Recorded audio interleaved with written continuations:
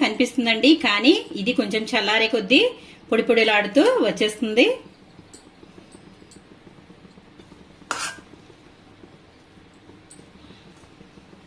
చూసారా, రైస్ అయితే మనకి రెడీ అయిపోయింది.